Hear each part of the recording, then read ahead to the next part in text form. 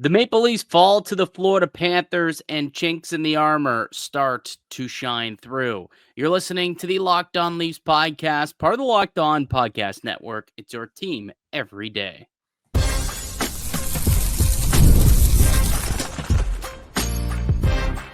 You're Locked On Maple Leafs, your daily podcast on the Toronto Maple Leafs. Part of the Locked On Podcast Network, your team every day.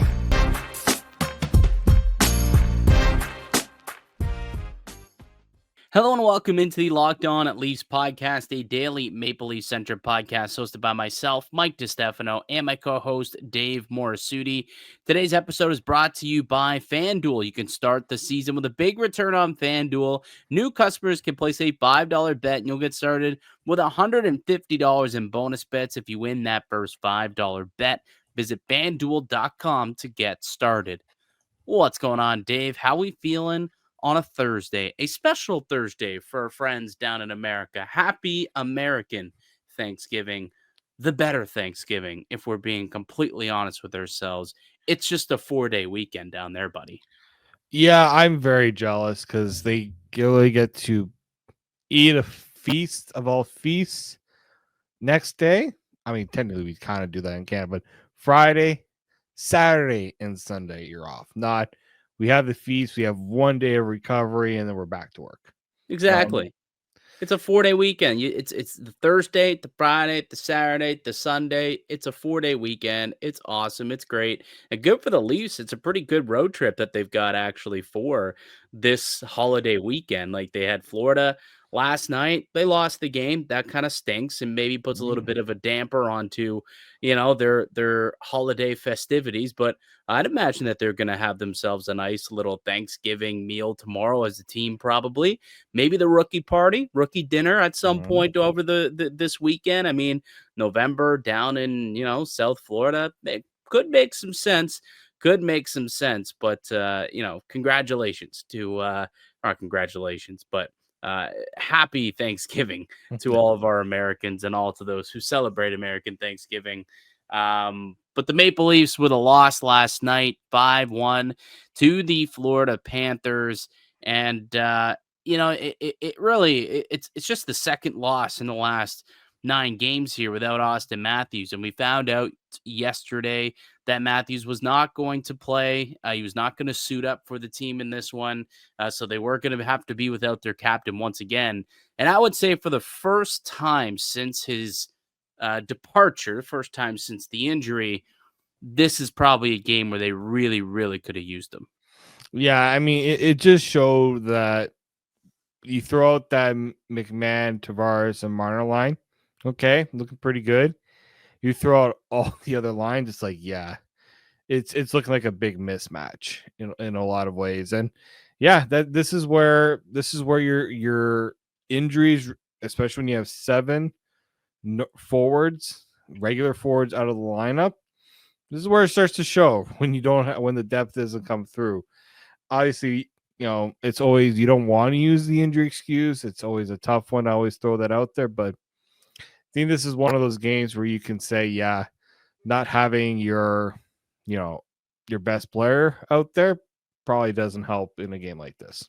No, and I mean 5-1's definitely not indicative of how close of a game it was. Like Florida, they scored early, 2 quick goals in the first period, and then just kind of coast the rest of the way. It was pretty even in terms of the way that it was played for expected goals. It was like a 50-50 pretty much in this game. Neither team really mustering up much. It was a very low event game on both sides. Neither goalies really had to do a whole lot. But for me, the game was decided in the first 10 minutes. Like Florida, and I guess we probably should have seen this coming because Florida needed to respond. Like they were on a 4-game losing streak. They had just gotten ripped into by their coach. Paul Maurice apparently went on a tirade, let go like 25 F-bombs in a 30-second span. And they did respond. They very well did. And, they're taking on a Maple Leafs team who's a little battered and bruised. You mentioned it. They're missing 7 regulars out of their forward lineup at that. And they took advantage. They knew if we can press in the first 10 minutes, put some pressure on this team, this young group, they're able to force a penalty. And then from there, they were able to score. And, they go up 1-0, then it was quickly 2-0 after that. And then they were able just to play Florida Panther hockey, right? Limit chances as much as possible. And of course, Bobrovsky decides to finally wake up from his slumber and play like the elite goaltender that he is. So all things kind of went right for Florida, and a lot went wrong for Toronto tonight. Yeah, I was watching a game with a buddy, and I'm just like, it's kind of fitting that we went into this. We were literally previewing this game. We're like, the goaltending hasn't been there for Florida. This is something the Leafs can take advantage of, and that's when the goaltending gets back on track. Yeah, it's kind of typical. It's very Leafsy, very Leafsy. Yeah, they gave us the full Leaf experience tonight. That's for sure. Yeah. Bobby McMahon left the game with an injury, lower body injury is what they're calling it. He did not return.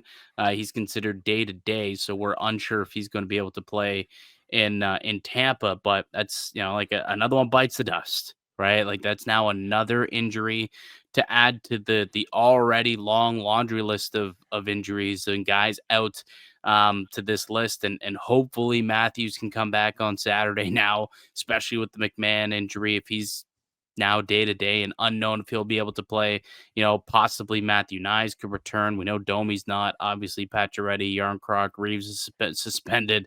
Like the list just continues to go on and on here, but not good. Don't like to see more injuries piling up. And McMahon have been playing some excellent hockey. And that was another reason why this team, when they were down 3-1 in the third, it just didn't have a whole lot of confidence because no Matthews and no Mick Matthews, who's been, one of their better goal scorers over the course of the last, week and a half or so here.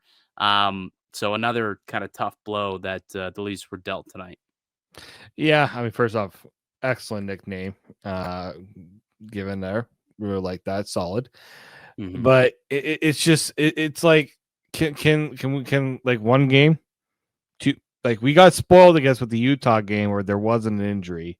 Like we just can't go a stretch of games without somebody dealing with something. Like you would think there'd be a possibility of that happening, but yeah, I guess not.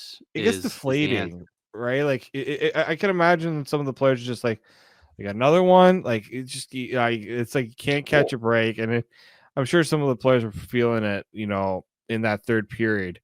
Trying to catch back, but you're like literally you're down a forward, and some guys are playing. I mean, you already have guys playing out of what they normally are playing. Like Mitch Marner said it perfectly. Like you have guys who have already had to step up, play in spots they're usually not accustomed to.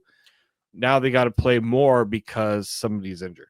Well, you got, for example, Pontus Holmberg and Nikita Grebenkin ended up playing top 6 minutes tonight. Yeah.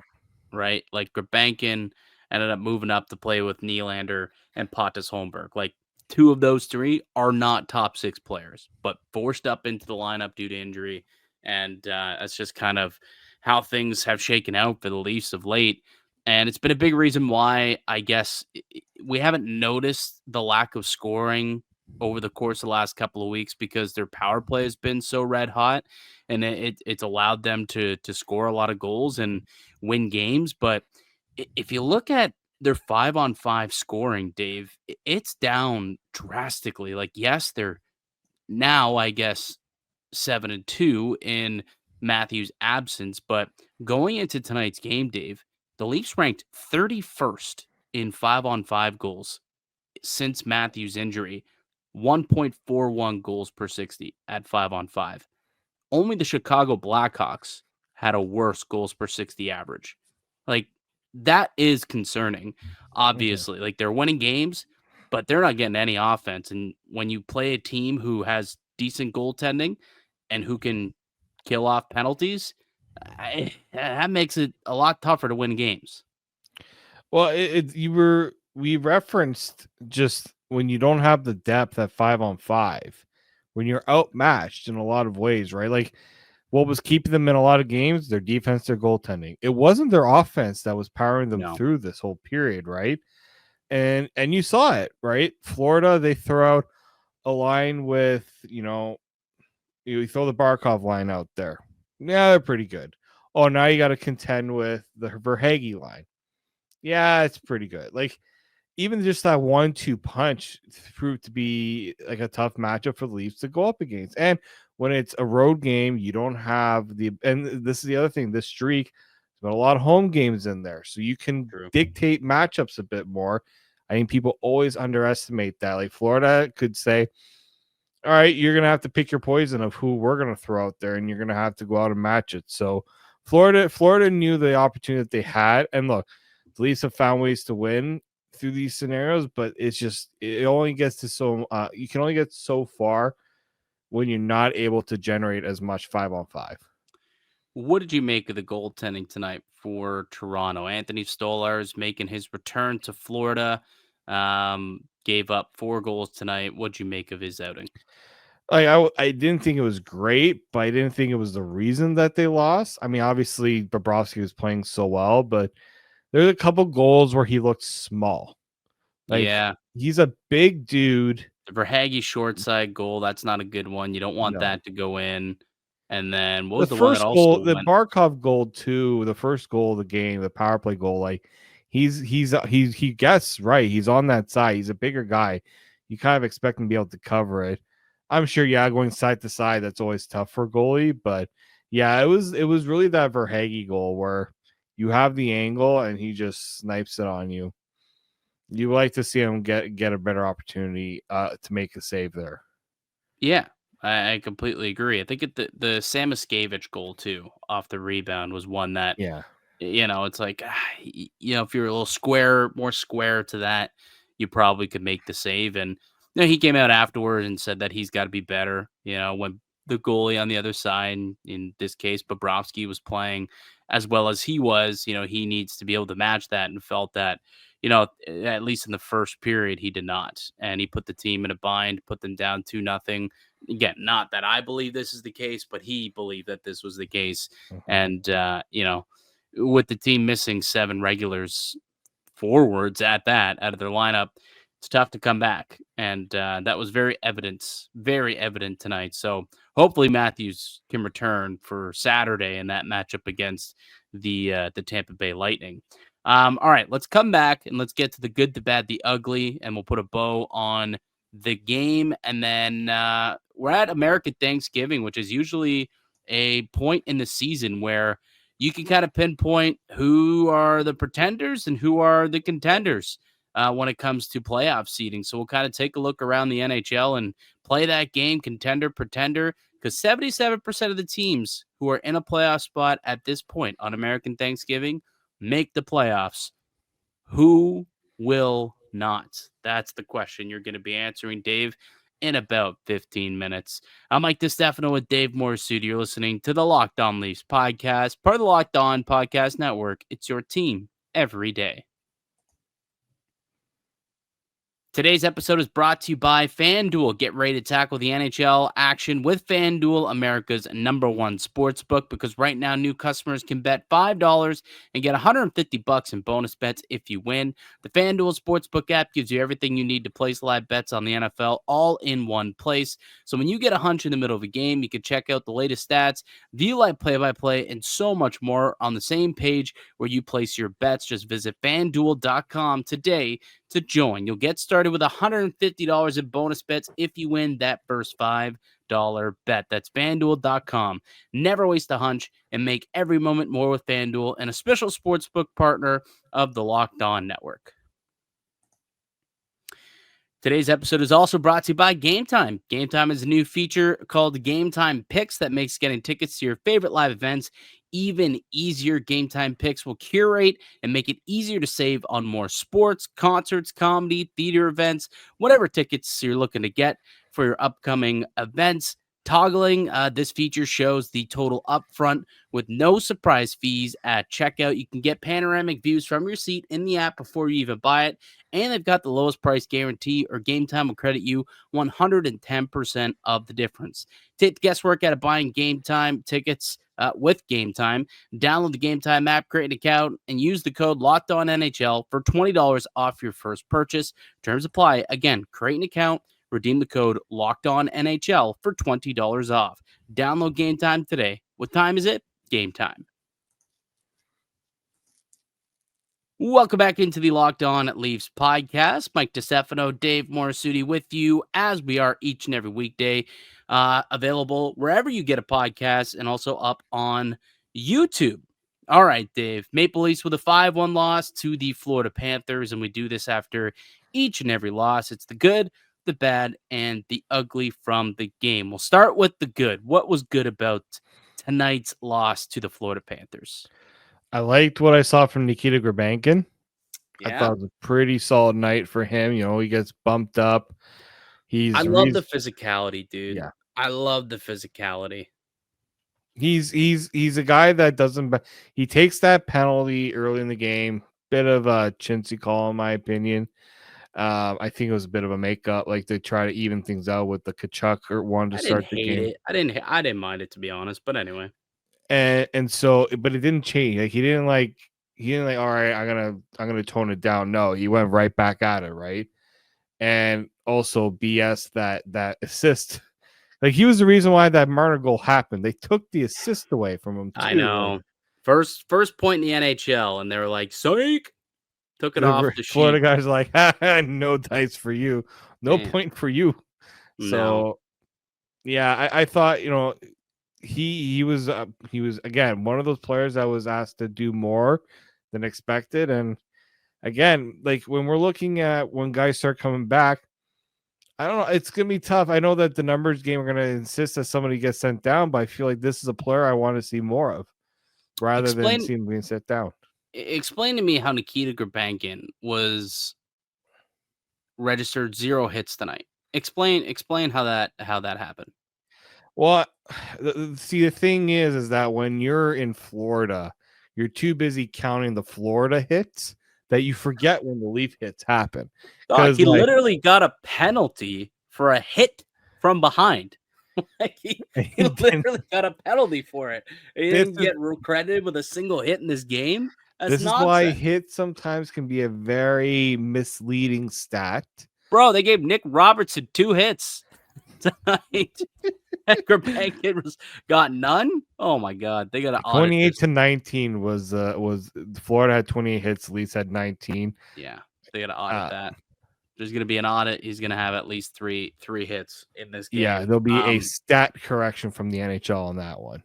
But even just like his compete for pucks and his willingness to battle, along the boards and compete. So, yeah, I'm with you. When guys start to get healthy, like Grebenkin, there's a possibility that this guy could be just a quality bottom 6 player for this team. A bit of an Energizer Bunny type of guy. He's got to keep it up, right? Yep. The second that he slows down, he's probably one-way trip back down to the minors.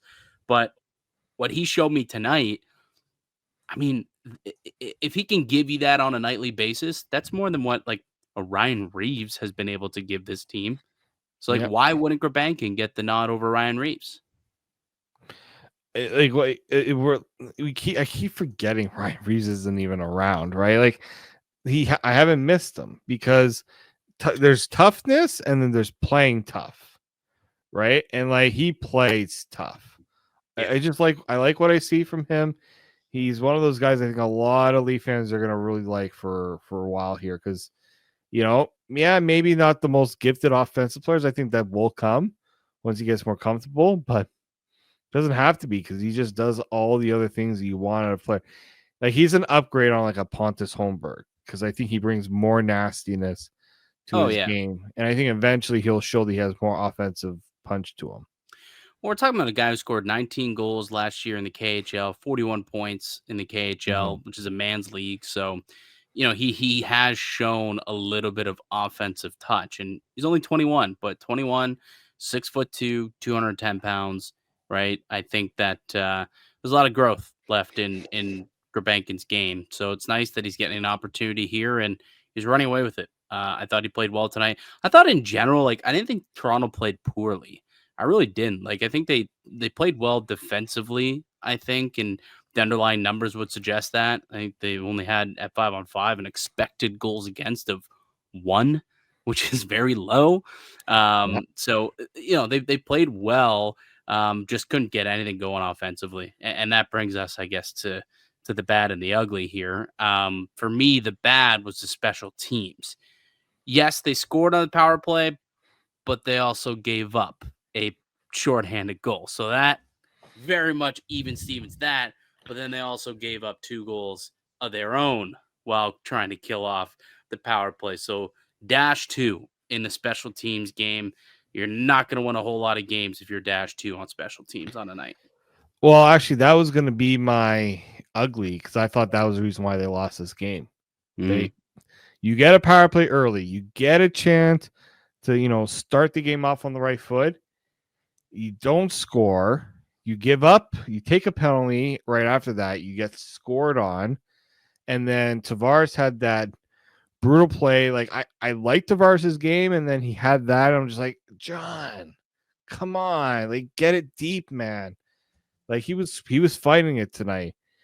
And then, again, you had opportunities, power plays in this game. Florida gave you openings and you just couldn't they couldn't take advantage. And so that's why it was an ugly for me. The bad for me, another injury.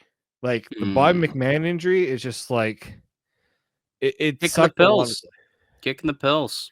Yeah, it's essentially, to me, it was just like it's a downer. Like I know that you got to be able to pull through when guys get injured. I get that, but it can be deflating when you lose another guy, and it's now we got to play more. We got to play shorthanded again. Like it just gets tough. Yeah, to do that. Yeah. So he went down midway through the second period.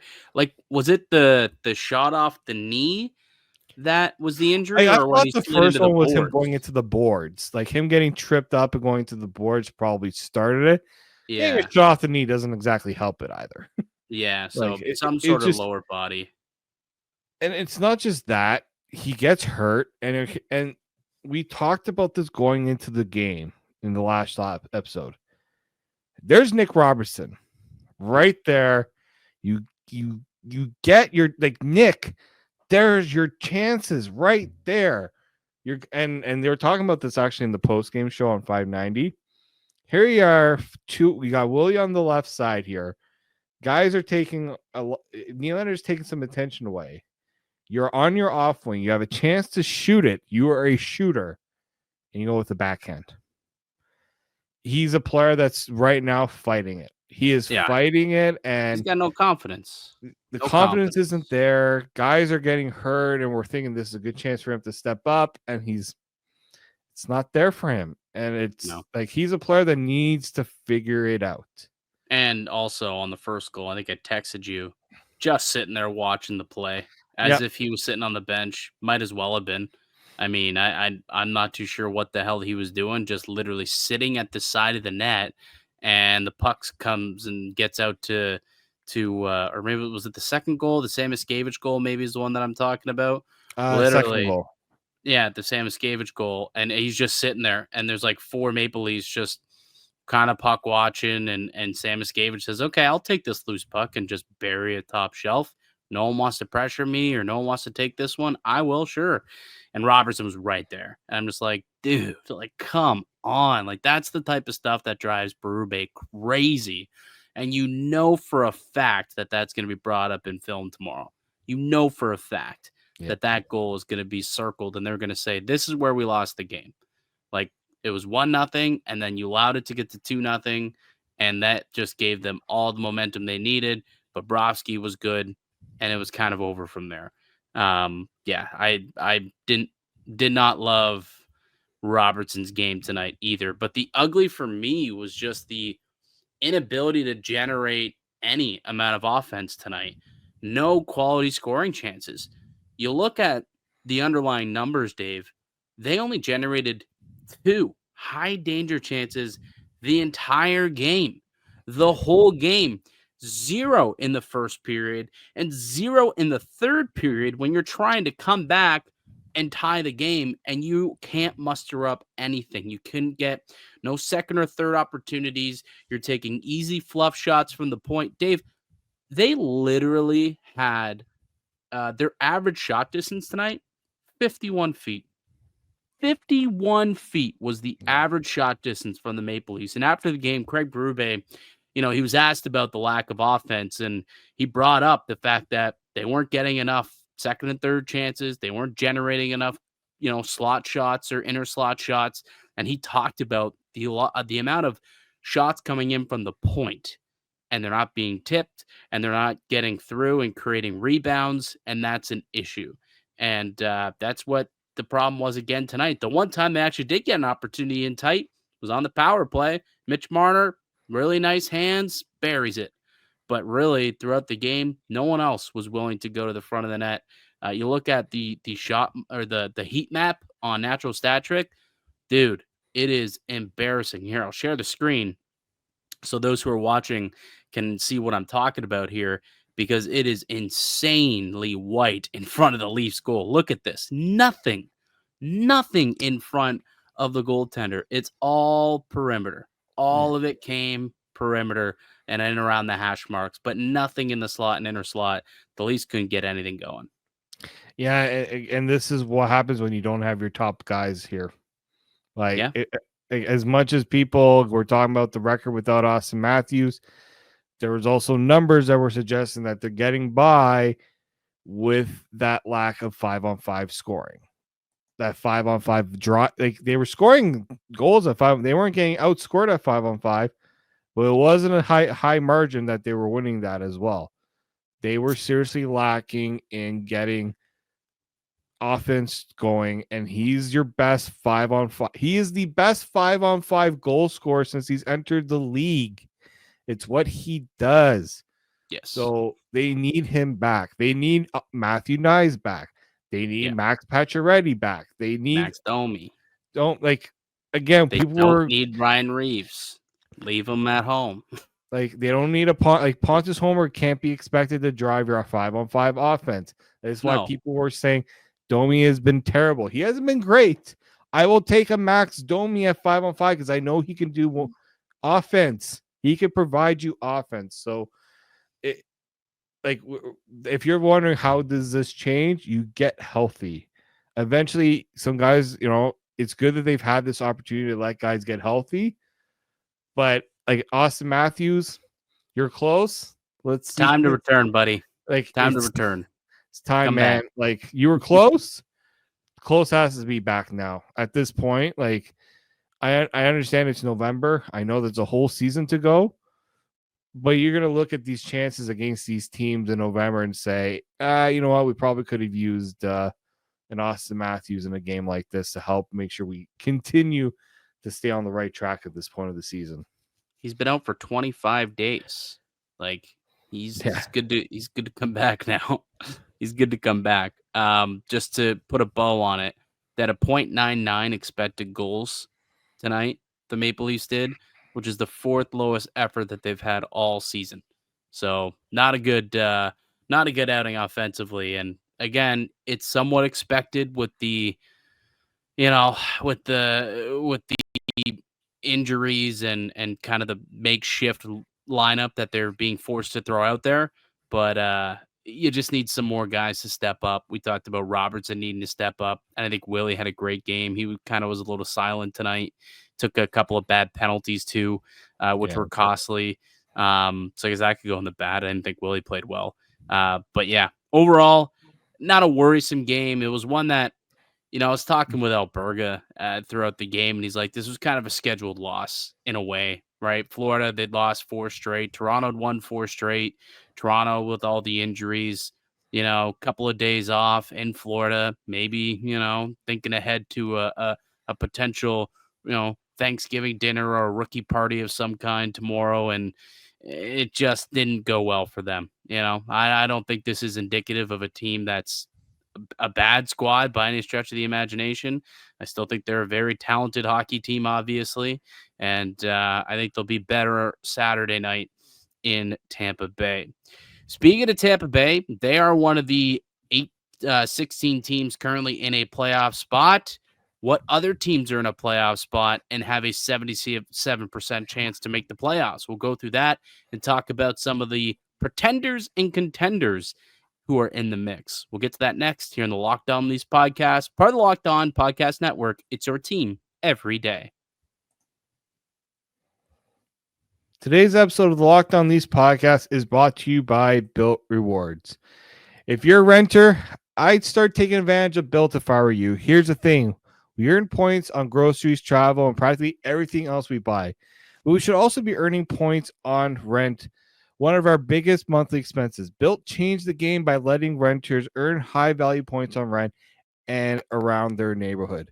There's no cost to join Built, and as a member, you'll earn valuable points on rent and on your everyday spending. Built Rewards can be transferred to your favorite hotels and airlines, and even the ones you haven't heard of. There are over 500 airlines and 700,000 hotels and properties around the world you can redeem your Built points towards. Points can also be redeemed towards a future rent payment and unique experiences that only Built members can access. So if you're not earning points on rent, my question is, why not? Start earning points on your rent you're already paying by going to joinbuilt.com/lockedonnhl. That's joinbilt.com/lockedonnhl. Make sure to use our URL so they know we sent you. Joinbuilt.com/lockedonnhl to start earning points on your rent payment today. The Locked On Leafs podcast continues with Mike DiStefano and Dave Morassutti. You can find the Locked On Leafs podcast wherever you get a podcast and also up on YouTube. Hit subscribe. We've got new episodes coming out each and every weekday. Will be greatly appreciated. So we're officially at the Thanksgiving mark, which is kind of a big point in the season where, teams like to sit there and you can really kind of evaluate where teams are at that point. And the statistic is that 77% of the teams who are currently in a playoff spot on American Thanksgiving make the playoffs. So you're not guaranteed. There's a pretty good chance that if you've put yourself in a playoff position by this point, you know what you are a good team and you should make it. But then there's that other 23% that do not make the playoffs. So, I think it'd be fun to kind of go through each team and kind of put a pretender or contender status on those teams. So we'll start at the tippy top and we'll go with our Toronto Maple Leafs, who are currently kind of leading the pack right now, actually, in the Atlantic. Despite losing to Florida, they still are up by a point and still up in terms of points percentage. Contenders, though, Dave, I don't think we need to spend a long time to discuss the Maple Leafs. They're certainly playoff contenders. Mm-hmm. Yeah, they're playoff contenders right now. They're a team that's, again, this is something we've been looking to see, right? Getting themselves at the top. We always have seen them in that 2 to 3 range, even around this point of the year, right? Whether it's Florida getting off to such a good start, Boston when they had that, record-breaking season, even Tampa. It's Leafs' turn, right? We talked about them being a team that could be in this position, and them being there right now, I think, says a lot. It's going to be, but, Florida and Tampa are not far behind. You see Florida's 1 point behind. Yes, the Leafs have played one fewer game, but losing to Florida tonight, that gives Florida a bit of a bump, right? That they win that head-to-head matchup. Well, Boston beat the Islanders tonight too, and actually leapfrogged Tampa. So Boston's got that third spot. But I think Florida, regardless, they're also contenders to the defending Stanley Cup champs. To be the champs, you got to beat the champs. So they're definitely contenders. It does get interesting when you get to the Boston Bruins, though, because yes, they're currently in a playoff spot, and you could argue that a lot has gone wrong for Boston, but they've got a lot of guys who are underperforming. And the number that kind of speaks to me right now is two numbers. They've given up 75 goals so far, and their -18 goal differential is concerning if you are the Boston Bruins. That means you're scoring not a whole lot, and you are allowing a lot of goals on yourself. Are the Boston Bruins contenders or pretenders, Dave? To me, if the goaltending starts to pick up, they're still a playoff contender, but I don't think they're going to be top 3 in the division. I think they're going to be fighting for a wild card spot. Yeah, I'm with you. I'm not sold that they may be one of those again. So there's like going to be 23% of these teams are going to miss, which is what, two or three teams will miss the Mhm. playoffs that are currently in a playoff spot. Boston's probably one of those teams that I am uh less I think is less likely to make. I guess is how I'd word it for lack of a better word. Um but we'll see. We'll see. It's a long season, and they are the Yeah. Boston Bruins. You can never count them out. But Father Time is undefeated, and I think they've been on borrowed time for quite a few years here. This could be it. If we're looking in the Metro division right now, the spots first in the Metro, you've got the Carolina Hurricanes. Second, you got the New Jersey Devils, and third, the Washington Capitals. So the Hurricanes, they're obviously unbelievable. 9-1 record at home. They're just crushing teams on Mhm. home ice. They're playing unbelievable. Martin Nakash leading the league with 35 points. It's really quite a big story, that breakout that he's experiencing this year. They're clearly contenders. To me, the Devils are clearly contenders. The question mark is on the Washington Capitals. So far, 15-6-1, a 705 points percentage, plus 30 goal differential, and an 8-2 record on the road. All very, very impressive, Dave. Are they pretenders or contenders? If Ovi comes back and he's fine and he can continue to score, like they can be contenders. Um, but again, it's a very tough division. The Rangers can still push and find a way to get themselves back into it. But I mean, you get off to such a good start and they're scoring. They're like the way they put up offense right now, they're starting to put it together, and it's gonna be tough for teams to get back into for team in the Metro to take over with Washington playing so well. They're keeping pace with those other teams, which is very impressive. I believe the injury, when did Ovi get hurt? He get hurt on the 24th? Yeah, he was like maybe like earliest would be around Christmas, just after Christmas. So he got hurt November 24th, Mhm. and they're 2-0 since. Yeah, No, no, no. He got hurt the week before that. I think the 18th or was it? 17th. It was the Golden Knights game, right?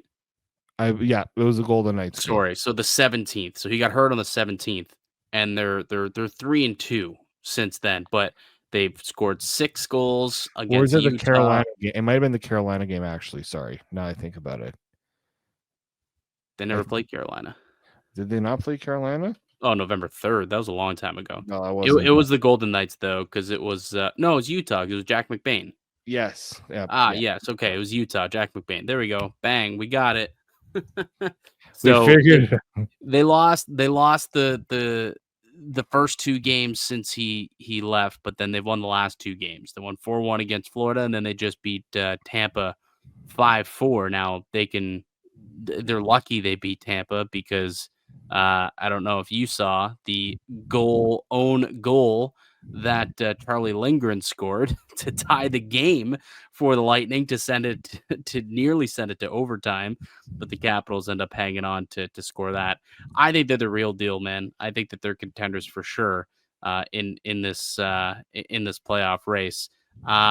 If we look at the Rangers, the Lightning, the Sabres, I think all 3 are contenders, and then it drops off Oh yeah. after that to Yeah. me. No one. No. Like that's those three definitely could see how that pretty much staying the same.